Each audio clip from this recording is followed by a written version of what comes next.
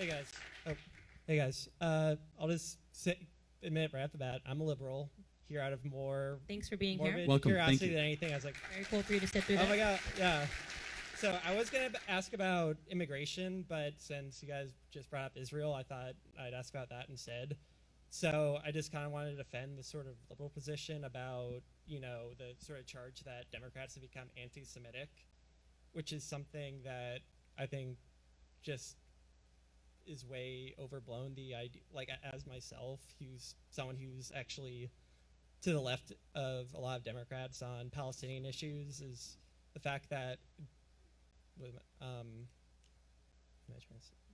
that I don't see how saying you don't support Israel's government, which is extremely right-wing, which you guys probably like, but is just Israel's government, not the Israeli people, not the Jewish people, and not supporting a interest group like AIPAC is equivalent to anti-Semitism, when obviously we've seen horrible anti-Semitic violence perpetuated recently. So can you answer me why Ilhan Omar was not stripped of her committee assignment after blatant anti-Semitic remarks?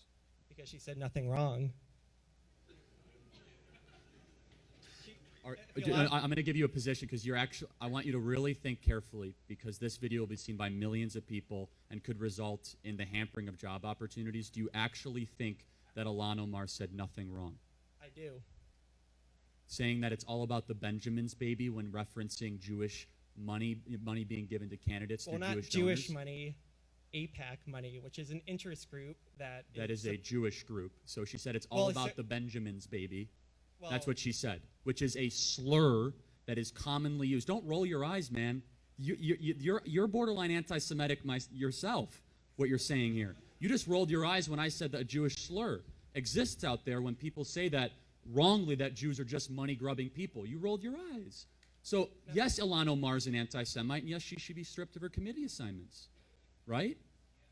She supporting the Netanyahu cabinet is not the same thing as the nation of Israel. They are. Okay, I'm gonna ask a question. Are you Jewish?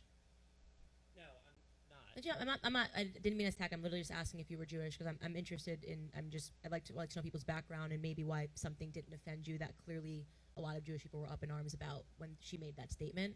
So if that was just a question, I'm not at all trying to insult you or say anything wrong.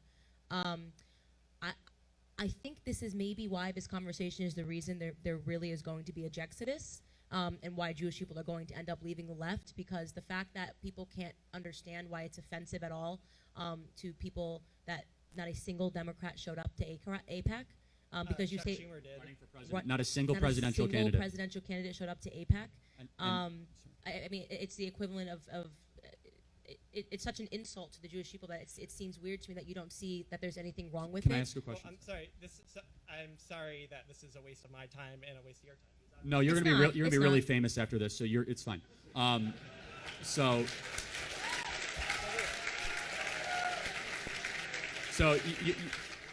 you're 10 million people will know who you are in 48 hours or less. But can you tell me why 0 Democrats that held office attended the embassy move to Jerusalem that Candace and I were both at? What about that? That's not. You can't say that's an interest group. Democrats used to vote for that. What, supporting moving the Israeli? Yeah. No, the American U.S. embassy to Jerusalem. The capital of Israel, right? Because I think that the determination of the Israeli capital should be something that should be settled in a Israeli-Palestinian bilateral negotiation for the creation of a Palestinian state, which is something that the Palestinian people should be able to have. They should be able to have freedom. They should. So they do have freedom. What freedoms do the Palestinian people not have right now? Well, I mean, currently. Name one freedom. Have you been to the West Bank? Something they lack, freedom of movement. Sure they do. An Arab in the Palestinian Authority can travel to Israel, Jordan, Syria, Lebanon, in and out with any sort of restriction. I've been to Judea and Samaria. I've been to Hebron. I've been to the Golan Heights. As a Christian, thankfully, I'm allowed in there. You know, all my Jewish tour guides and my IDF friends as Jews are not allowed in the West Bank. Why? So what freedom don't they have? Well, you know. No, I don't know. Can you name one freedom that the Palestinian people do not have? Look. Or is that just a talking point with no evidence? Look, sophistry aside for both of us, there's an imbalance here between between Israel and Palestine that the current Israeli government. What imbalance? Can you build it out for me? Because you haven't been able to name a freedom they don't have. Did you know that the Israeli government gave up the Gaza Strip in pursuit of peace in 2006? And it was immediately taken over. 10,000 Jewish settlers left the Gaza Strip in pursuit of peace in 2006, and it was immediately taken over by the terrorist group Hamas, which is one of the richest parts of Israel. Israel gave it up voluntarily because they thought it would give them peace, and the PA didn't give it to them. So what freedoms does the PA not have? Well, I mean, honestly, this is really important because you come up here and say Ilhan Omar said nothing wrong. You make a factless, totally absent of evidence statement. The Palestinian people don't have freedom. Say one thing, please. Defend yourself. So, look, I came out here not completely prepared. Well, because it doesn't exist. So here's the thing: the talking point is factless. The Palestinian Authority exists as a governance structure over now what is truly Judea and Samaria, which has always been Israel. Do you know where the word Palestine comes from? You probably don't.